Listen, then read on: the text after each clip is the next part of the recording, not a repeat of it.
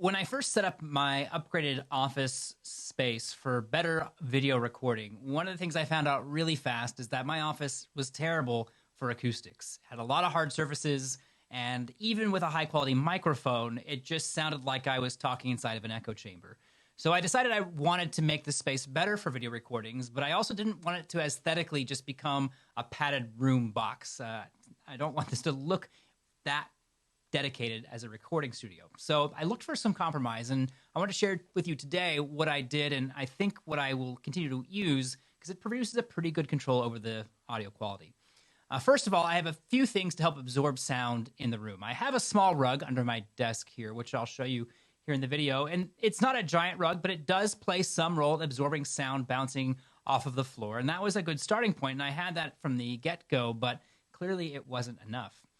So I started to look around for other things that could solve the problem. And originally, I just brought in this curtain hung between two stands, and I realized that it solved a lot of the problem. It's just a thin little sheet hung between two posts, and it deadened the room sound a lot. So I realized it wasn't taking anything fancy, but I would like it to look a little bit better than this for regular recording in this space. So I decided that I would create some way to hang curtains temporarily so I could put up and take down as I was moving in and out of times of doing recordings.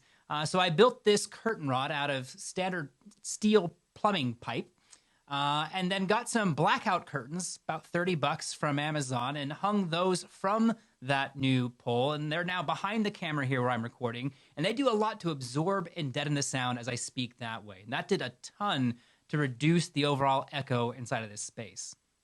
And while it did a lot, it still left some hard surfaces above me that could reflect sound down, and I wanted to really do as much as I could while still keeping the changes discreet without visually changing the look of the office a lot.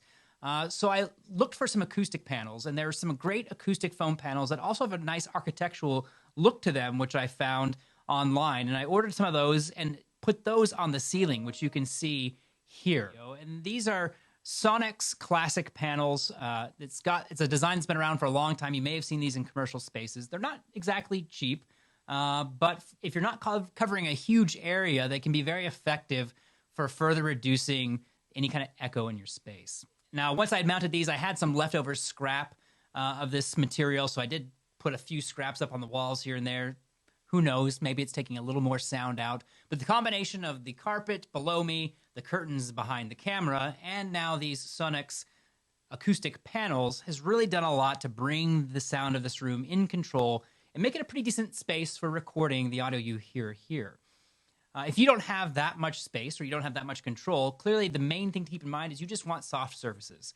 Soft furniture, carpeted floors, curtains, all of these things go a long way to absorbing that sound and reducing any kind of echo that may be inside of the recordings you're creating. In fact, if you don't have anything elegant and if you don't need it to look great on camera, you can go into your closet, have all of your clothes around you, and that's a great sound absorbing material to give you a great sound in your recording.